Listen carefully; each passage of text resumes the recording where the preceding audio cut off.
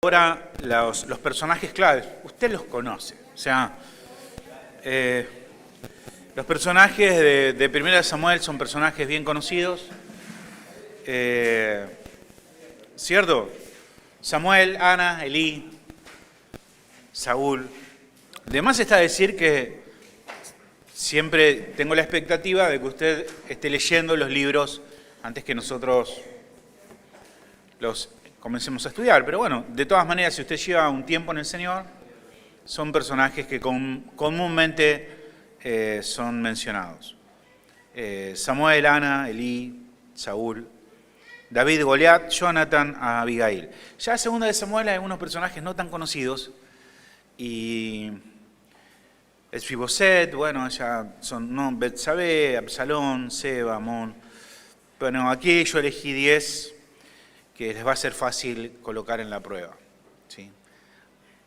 Eso, antes de olvidarme, que tenemos el receso en julio y antes del receso tenemos un examen, así que creo que nos quedan 2 semanas más, una semana más de clase completa y luego la otra es el examen. ¿Sí?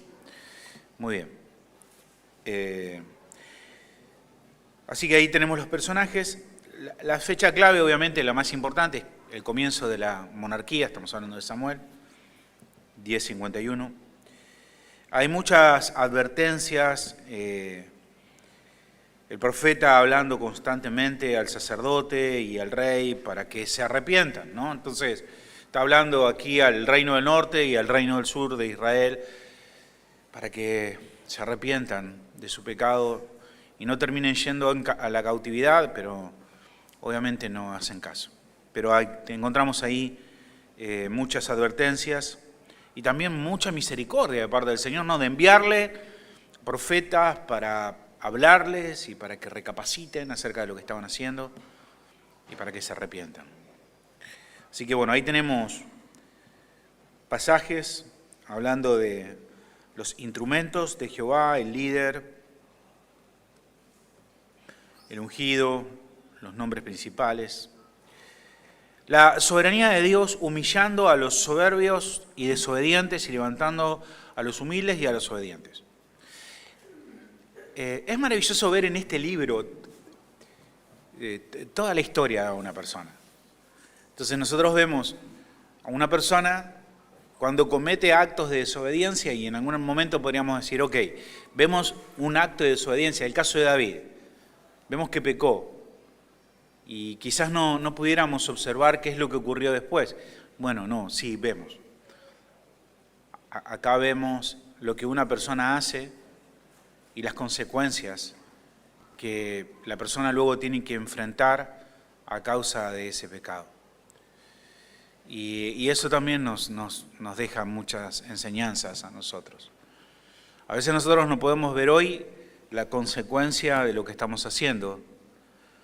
Por ejemplo, quizás el no disciplinar a nuestros hijos. Quizás la consecuencia no es inmediata. Quizás no lo vamos a ver inmediatamente. Pero con el correr de los años, lo que nosotros estamos haciendo hoy, el pecado que estamos haciendo hoy, lo van a sufrir nuestros hijos el día de mañana, por no haber sido amonestados en lo que hacían, ¿no? Entonces, esto nos muestra y nos deja reflexionar acerca de esto, ¿no? Dios es un Dios generacional y debemos pensar acerca de esto, ¿no? Entonces las decisiones que tomamos, cómo va a repercutir eso en el futuro y lo vemos, aquí lo vemos en el caso de estos hombres. Luego hay una tabla comparativa que usted tiene, porque el autor nos está tratando de mostrar que hay mucha similitud, esto ocurre muchas veces en las Escrituras, con distintos personajes, ¿no? Pues en el caso ahora de Samuel, el autor está tratando de demostrar que Dios está con Samuel como lo estuvo con Moisés, ¿no? Y hay muchos detalles así que comparten en común. Entonces, por ejemplo, tanto Moisés como Samuel comparten la experiencia de una niñez extraordinaria con una mamá fiel. Los dos. Y vemos que esto está en las Escrituras, en Éxodo para Moisés y en 1 Samuel para Samuel. Los dos fueron criados fuera del hogar de su familia. Esto es igual para Samuel como para Moisés. Hablaron en contra del pecado, tuvieron una revelación inicial con algo que se estaba quemando sin que se consuma. Igual para Moisés que para Samuel. Su revelación comenzó con su nombre repetido 2 veces. Lo recordamos de parte de Moisés, pero también ocurrió con Samuel. Igual.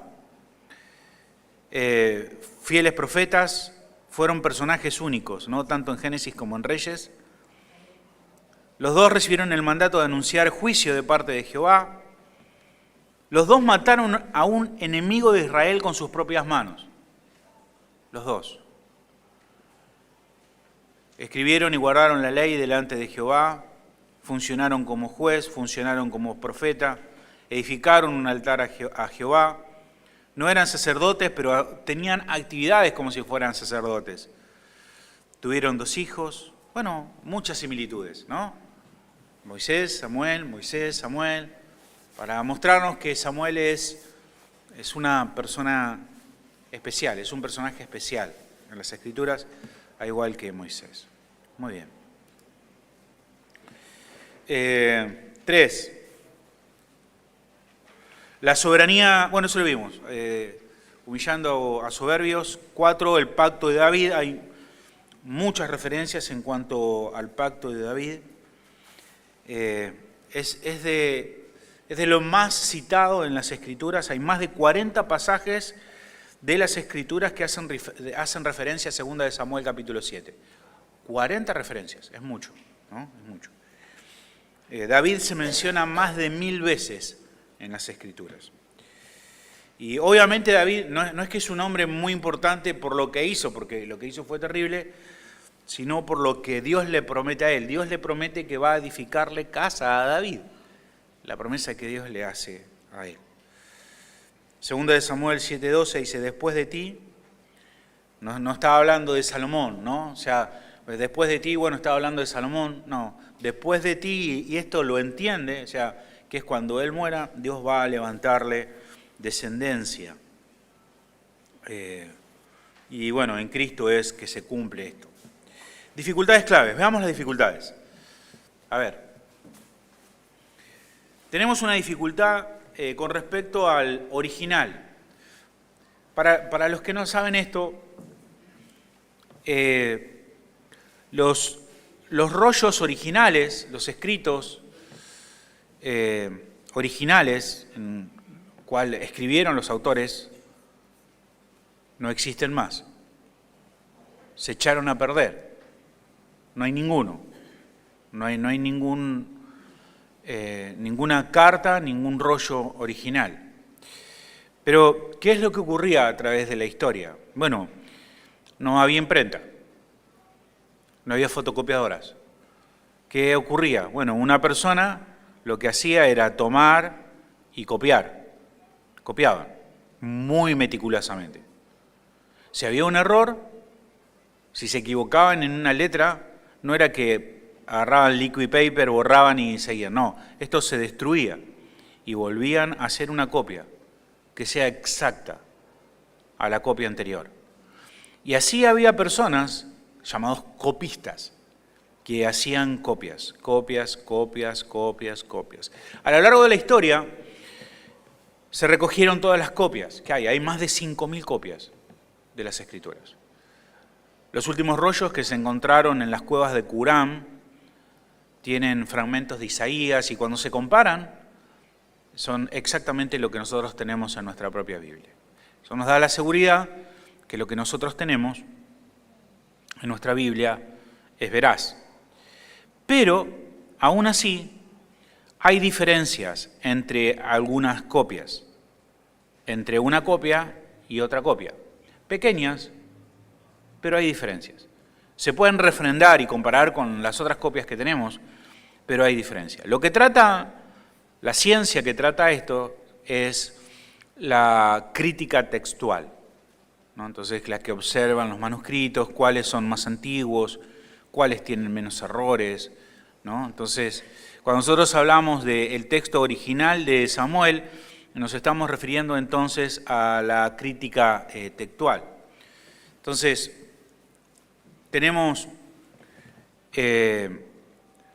un texto que es el que está en la Septuaginta, que son los textos hebreos, que en un momento fueron traducidos al griego. Siempre hablamos de esto, ¿no? Entonces, aquí está el contenido en hebreo, pero traducido al griego. Y después tenemos los rollos del Mar Muerto, que es lo que le acabo de decir, en las tribus de Qumran, en las cuevas de Qumran. Y tenemos también el texto masorético, que es el texto que tienen los judíos que no fue traducido, sino que está todavía en hebreo. Ahora, cuando nosotros pensamos en el texto de Samuel, el de la Septuaginta, es el libro que más cantidad de problemas tiene. Se diferencia en un 8% del original. Es mucho para un texto, 8%, ¿no? Entonces, es un libro que está muy discutido el tema de su traducción, y ahora vamos a ver algunas cuestiones que tienen que ver con esto. Pero nosotros no nos llevamos por el texto de la Septuaginta, sino por el texto masorético, ¿no? Que es sobre el cual está basado nuestras traducciones. Bueno, luego el reinado, esto lo hemos visto en algunas oportunidades. Le hago una pregunta. Con respecto al rey, Dios se enoja por esta cuestión del rey, ¿sí? La pregunta que nos hacemos es, lo deberíamos leer, ¿no? Sí, lo deberíamos leer. Vamos a leerlo porque si no... El hecho es ahí de 1 de Samuel. Bueno, vamos a leer.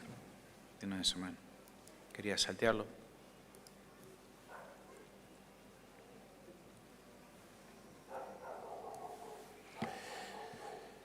Bueno, reinará, querían un rey. Dice, están acá tratando de convencer que el rey va a comportarse como todos los demás reyes. Pero el pueblo no quiso oír la voz de Samuel acerca de las advertencias que le estaba dando con respecto al rey, sino que dice que ellos querían rey, ¿sí? Porque nosotros queremos ser como todas las naciones y nuestro rey nos gobernará y saldrá delante de nosotros y hará nuestras guerras. Y oyó Samuel todas estas palabras del pueblo y las refirió a oídos de Jehová. Y Jehová dijo a Samuel, ellos su voz y pon rey sobre ellos. Entonces Samuel dijo esto a los de la ciudad. Pero aquí está en el contexto que obviamente a Dios no le agradó lo que estaban haciendo ellos.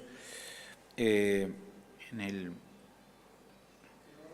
8:12. Me han rechazado a mí, sí, 1 de Samuel.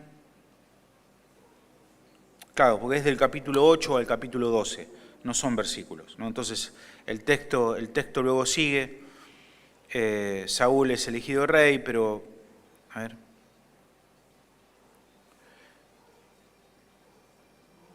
Bueno, pero aquí a Dios no le gusta lo que ellos hacen, y la pregunta es, ¿por qué?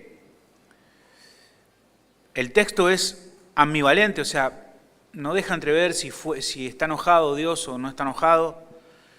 El texto es negativo en cuanto a que Dios está enojado, o el enojo de Dios tiene que ver con que ellos deseaban algo correcto, querer rey. El motivo estaba bien, pero el tiempo era equivocado. Esta es la correcta. O sea, Dios le había prometido un rey. El problema no era que ellos que querían un rey. El problema era que ellos lo querían ahora, no querían esperar el rey que Dios tenía para con ellos y querían que sea un rey conforme a las otras naciones. Entonces, el C es la respuesta correcta. Luego hablamos de los profetas. Interesante esto de los profetas, interesantísimo. Samuel tiene una escuela de profetas. ¿Cómo es esto? ¿Cómo es que Samuel tenía una escuela de profetas? ¿No es que ser profeta es algo que viene de parte de Dios? ¿No es que de repente Dios te escoge como un don y la persona profetiza?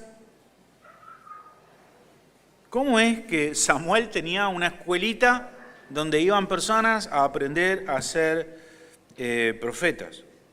Obviamente dice el texto que eran profetas de Jehová. O sea, si ellos decían algo incorrecto eran apedrados, porque estaban hablando de parte del Señor. Y esto nos preguntamos, ¿no? ¿Cómo puede ser así? Y no solamente Samuel, Elías, muchos tenían también escuelas de profetas. Eliseo también. ¿Cómo entendemos esto? Bueno, hay una explicación. La explicación es que el profeta estaba profetizando sobre Israel y el territorio era vasto, era extenso. El profeta, Dios le hablaba al profeta y hasta que el profeta llegaba a anunciarlo en todo lugar, bueno, ya venía una profecía nueva. O sea, ¿cómo hacía? ¿Cómo hacía? Claro, para nosotros hoy le mandamos un WhatsApp a todos, hacemos un grupo de información y le avisamos a todos y ya está. Pero no había televisión, no había radio, no había WhatsApp. Ellos se hacían ayudantes, ¿no? Entonces tenían una escuela de profetas, ¿sí? Y eran los que ellos iban a distintos lugares, o sea, el profeta recibía palabra del Señor y salían todos estos profetas a comunicar lo que Dios había hablado, ¿no? Eran como comunicadores, ¿no? Esa, más o menos, esa es la explicación, ¿sí? Obvio, ¿no? Necesitaban gente que... Entonces, comunicadores en estados de éxtasis, no eran. No. ¿La C? Parece, ¿no? Ok, eran comunicadores, sí, del mensaje de Jehová, eso es lo que eran. Bien, el ministerio del Espíritu Santo, esto hemos hablado muchas veces, el ministerio del Espíritu Santo, pero recuerda, ¿no? que hablamos que el Espíritu Santo...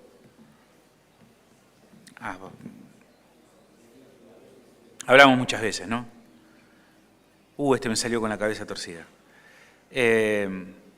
Hablamos del Antiguo Pacto o el Antiguo Testamento y el Nuevo Pacto. Hablamos que es novedoso la obra del Espíritu Santo dentro del creyente y en el Antiguo Pacto el Espíritu Santo estaba sobre o estaba con esas personas, ¿sí?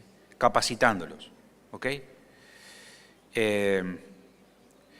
Claro, porque uno dice, bueno, pero estaba sobre el profeta, estaba sobre el rey, estaba a veces sobre personas que tenían que hacer una tarea en el templo, capacitándolos. Por ejemplo, cuando nosotros, claro, vemos Éxodo 31:1. Habló Jehová a Moisés diciendo, mira que yo te he llamado por nombre, hijo de Dios. Dice, y lo he llamado del Espíritu de Dios en sabiduría e inteligencia, en ciencia y en todo arte, para inventar diseños, para trabajar en oro, en plata, en bronce, o sea, iba el orfebre, se llama el que trabaja con metales, ¿sí? Tenía que hacer el querubín de la tapa del propiciatorio del Arca del Pacto. No había visto nunca un querubín. ¿Cómo es que lo hace? El Espíritu Santo lo capacita. Lo capacita. Y lo capacitaba. Las herramientas que ellos tenían eran súper simples. Sin embargo, hacían grandes obras. Era el Espíritu Santo el que estaba capacitándolos para hacer distintas tareas, ¿no? Entonces, ahora, no debemos llegar a pensar y decir, bueno, el Espíritu Santo no estaba obrando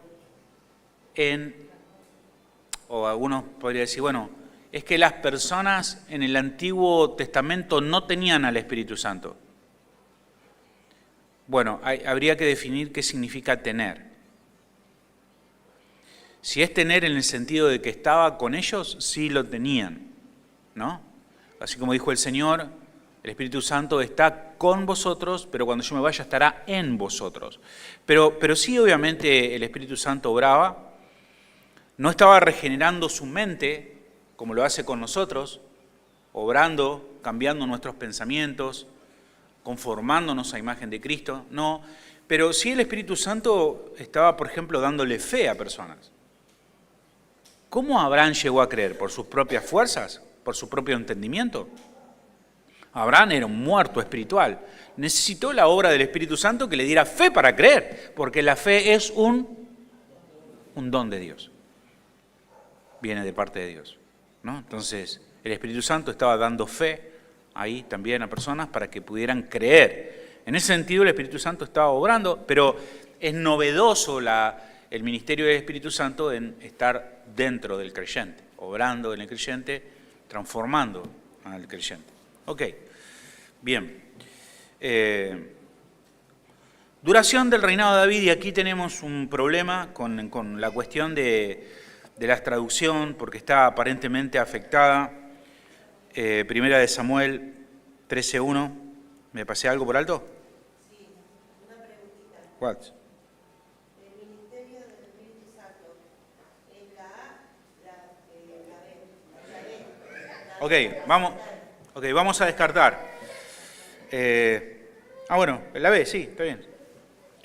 Capacitar y potenciar el servicio de Jehová.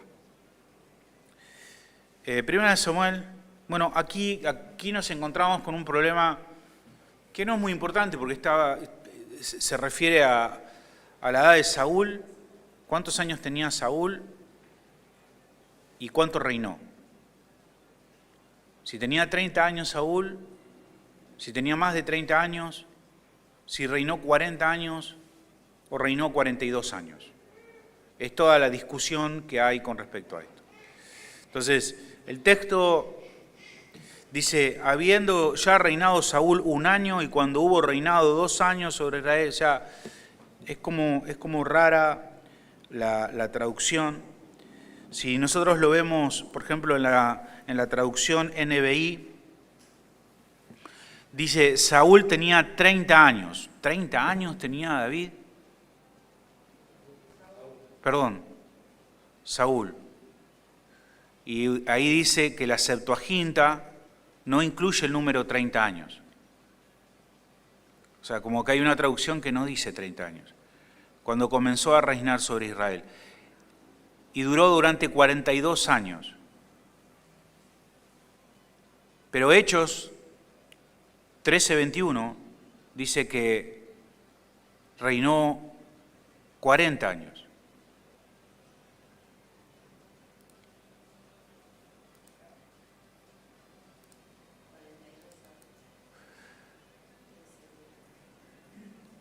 Dice, y Dios le dijo a Raúl, varón de la tribu, por 40 años. ¿Sí? Entonces, tenemos una opción que dice que David tenía 30 años. Difícil que David pudiera tener 30 años porque cuando él comenzó a reinar, su hijo ya era un adulto. ¿Sí? Saúl, estoy con David, ¿no? Raúl. Estoy como el gato del meme. ¡Raúl! Sí. Ok. Estoy como Biden, ¿vieron? Está viejito. Bueno, la duración del reinado de Raúl, de Saúl. 40 años. Bueno, 32 años es difícil, ¿sí? Ahí decía 30 y a los 2 años comenzó a reinar. Eso implica 32 años. Esta fecha es difícil que sea así porque cuando él comienza a reinar, su hijo, Jonathan, ya era un guerrero, ¿sí? Era un hombre grande ya. ¿No? Entonces es difícil. Tenemos después la discusión si eran 40 o 42 años. ¿Cuál es la correcta? Bueno, usted sabe que la Biblia no siempre cita precisamente. Generalmente la Biblia redondea. A veces puede ser que hayan sido 42 años y cuando se refieren en hechos dice 40 años porque redondea. Entonces puede ser 40 o 42 años, pudiera ser. No es muy importante el tema de 2 años más o 2 años menos, pero estas son las dificultades de los textos, ¿sí? Entonces usted se encuentra, lee no es que hay un error, dice, ay, en la Biblia hay errores. No, no hay errores, es como muchas veces los autores se expresan, ¿no? Entonces, la A o C puede ser correcta, creemos que la B no es correcta. Luego, la A o B es correcta, A o C es correcta, la B es incorrecta, ¿sí? Esta no es la menos probable, y A o C es probable. Rápido acá, vamos. A Saúl lo atormentaba un espíritu malo de parte de Jehová. Oye, como un demonio de parte de Satanás. ¿Cómo de parte de Jehová? Un demonio de parte de Jehová. Y algunos dicen, no puede ser esto como de parte de Jehová. Bueno, lo vimos, ¿sí? O sea, Dios es soberano y así ocurre, ¿no? Pero dice, o sea, le quitó el Espíritu Santo que estaba sobre él y ahora le envía un espíritu malo. En el contexto del pasaje es un demonio, eso es lo que es. O algunos quieren discutir, no dice que es un demonio, es un espíritu malo, porque no causa como, no sé, como una tensión ahí que sea Dios el que esté enviándole un demonio. Entonces, no dice un demonio, dice un espíritu malo. Bueno, es un demonio, ¿no? Es así. Entonces, tachemos ahí. Bueno, pues empecemos a ver ahí. Veamos, empecemos a ver del C. Un mensajero malo. ¿Verdadero o falso? O sea, ¿bueno o malo? ¿Era un mensajero malo? No, lo tachamos. Un ángel de juicio. Tachamos. Un espíritu de descontento que Jehová implantó en su corazón. Lo tachamos. Un espíritu de calamidad y angustia. Lo tachamos. Nos quedan dos, el A y el B. ¿Era una posesión de demonio? ¿Estaba poseído? ¿Por qué no? Iba y venía, muy bien. Iba y venía. Entonces no es que estaba permanentemente en él. Y cuidado con traer verdades del Nuevo Testamento al Antiguo Testamento. En el Nuevo Testamento ningún creyente puede ser poseído, porque el Espíritu Santo vive en nosotros, ¿sí? ¿Podemos tener un ataque? Amén. Amén, sí, pero no ser poseídos, ¿sí? Okay. Así que yo me inclino al B porque dice que se iba y venía. Para mí es un ataque y una influencia demoníaca, ¿no? Ok. Luego, esta es difícil, Esta es difícil. A ver. La adivina de Endor. ¿Conoce la historia? Se las cuento más o menos. Saúl quería hablar con Jehová. Jehová no quería hablar con Saúl. No había forma de consultar ni por el Tumín ni el Urín. Dios no le respondía a Saúl, pero él quería hablar. Así que pensó en ir a ver a una adivina, la adivina de Endor. Un problema, que el mismo Saúl había condenado a muerte a los adivinos. Así que se disfraza y va a ver a la adivina de Endor.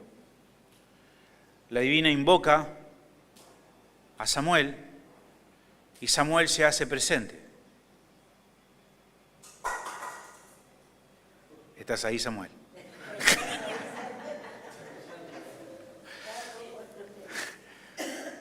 Samuel se presenta. La divina se espanta. ¿Por qué? ¿Porque lo ve a Samuel? No, porque lo descubre a Saúl. Y dice, esto es un engaño. Hiciste esto para matarme. No por Samuel. La pregunta es Samuel?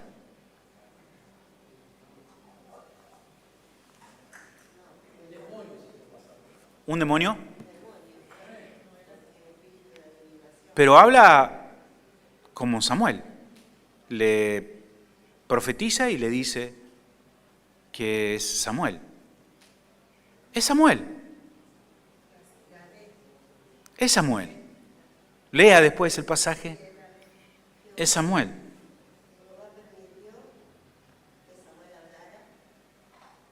¿Es la única vez que aparece alguien en las Escrituras que viene del paraíso? En la transfiguración. Amén. Ahí tenemos a Elías y a Moisés, ¿no? Entonces, aparentemente Dios le permitió, ¿no?, que pudiera venir.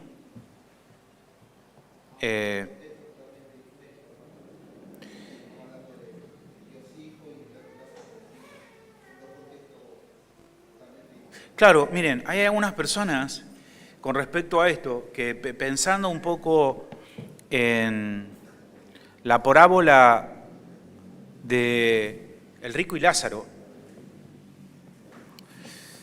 la interpretan de la siguiente manera. Lo que dicen es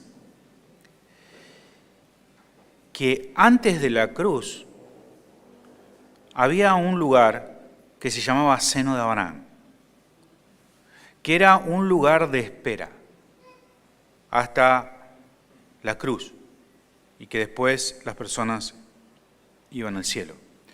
Y que había un lugar de espera que se llamaba Hades.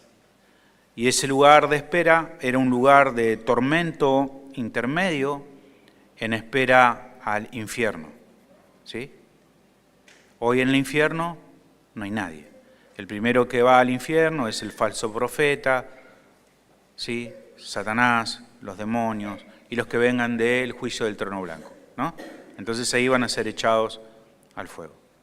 Entonces, los que por este pasaje, muchos dicen que como que Samuel estaba acá en el seno de Abraham, y entonces porque estaba en el seno de Abraham y todavía no estaba en el cielo, entonces pudo haber vuelto para no quebrantar los mandamientos de decir de que una persona no puede volver de la muerte, ¿no?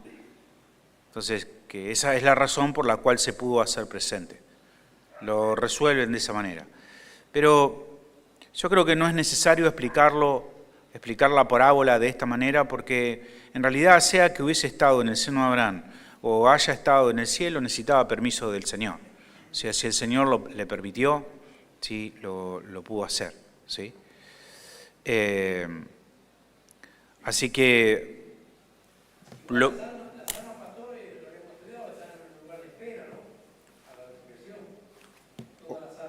nosotros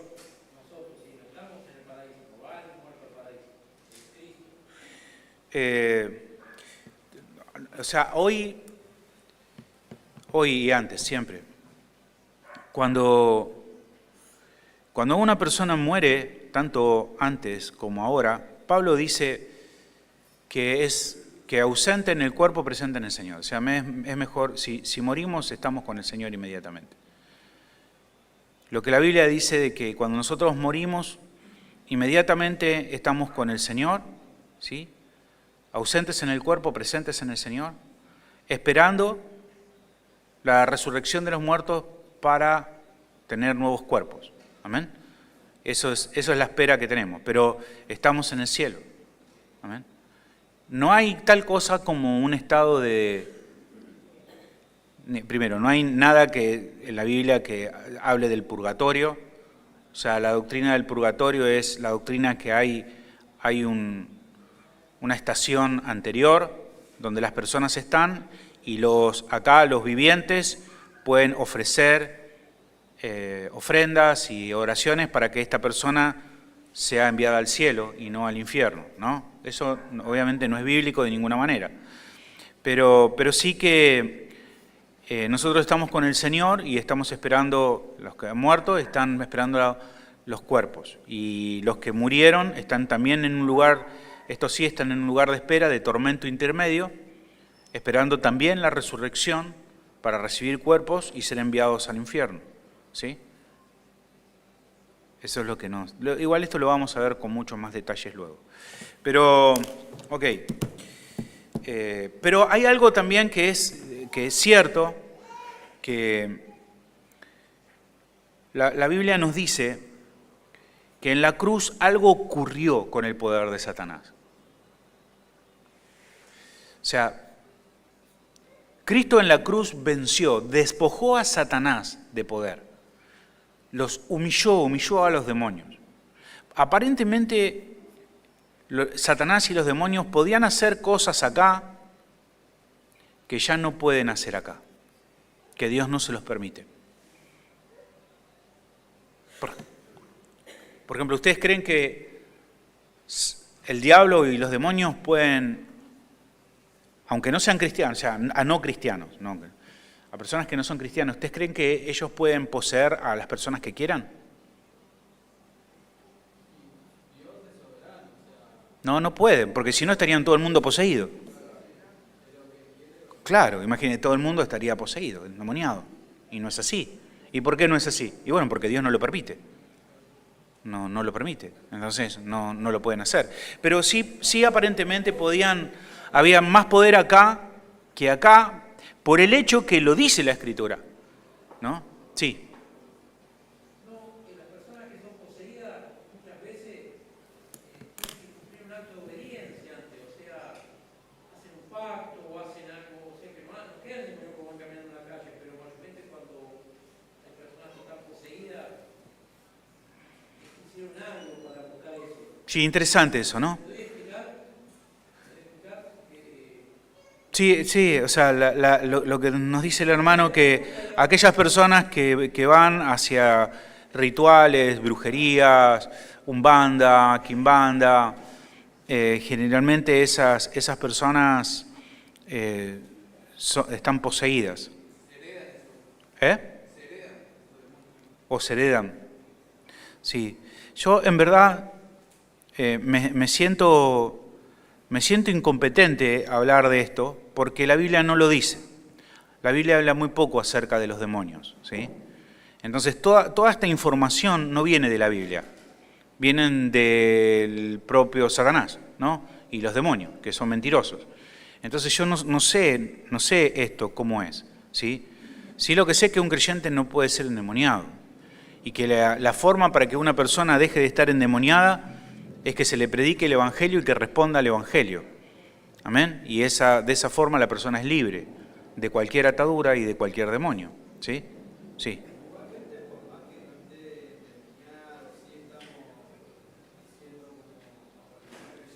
Influenciados. Claro, sin duda. Este mundo está bajo el maligno, sin duda, pero Dios está en su trono. Amén. Dios está en su trono y Él es el que gobierna, sí.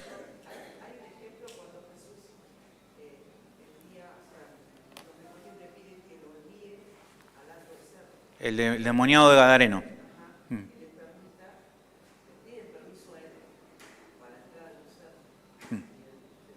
Sí, hay permiso de parte del Señor y aparentemente lo que esos demonios estaban pidiéndole es que no los envíe a un lugar, ¿sí? Al limbo, ¿sí? Un lugar donde están presos los demonios, aquellos que desobedecieron en los tiempos de Noé. ¿Recuerdan Génesis 6? Esos están en prisiones, Y estos parece que dicen, no nos envíes ahí, envíanos a los cerdos, ¿no? Ok, y de ahí sale, los cerdos se endemonian, se tiran al barranco, se mueren, y de ahí se hace el jamón del diablo. Ok.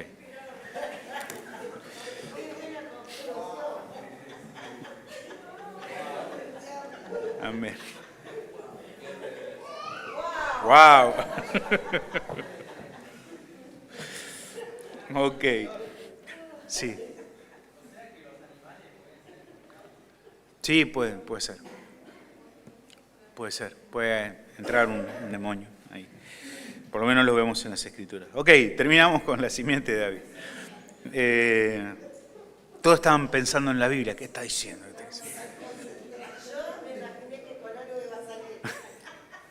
Muy bien, la simiente de David y terminamos, ¿sí? Ya lo dijimos antes, o sea, no es solamente Salomón. Cuando hablamos de la simiente de David, es Salomón. No es solamente Salomón, ¿no? Está hablando mucho más allá, la promesa que Dios le hace, que Salomón, ¿no? Entonces, tachemos solamente Salomón y tachemos el de Mesías, solamente el Mesías, porque obviamente estaba hablando de Salomón, en cierto sentido, entonces B y C son correctas. Es Salomón que apunta al Mesías y el linaje de David culmina en Jesús. Amén. Ahí termina el linaje. Muy bien, hemos terminado creo que a tiempo. No sé si alguno de ustedes tiene alguna pregunta, quizás para redondear un poco acerca de, no sé, por el tema de los demonios y demás. Yo, como ustedes, en algún momento también me obsesioné mucho con las cuestiones del ocultismo. Hubo algunos años donde había incluso personas que enseñaban cómo echar fuera demonios y un montón de cosas que en realidad parecen fascinantes, pero que no están en las Escrituras. En las Escrituras nunca nos mandan a nosotros a hacer cosas así, ni tenemos instrucciones de cómo hacerlo. Si no, Pablo nos hubiese dicho, bueno, mire, ustedes hagan de esta manera, tendríamos alguna carta, algunas indicaciones de cómo hacerlo. No hay indicaciones, lo único que sabemos es que debemos resistir al diablo y huirá de vosotros, ¿no? Entonces, es lo que sabemos y debemos orar y ayunar para que no caer en tentación y pensar en el Señor, ¿no? Y si vemos a alguna persona que pueda tener algún problema espiritual, ¿qué podemos hacer? Predicarle el Evangelio, hermanos. ¿Amén?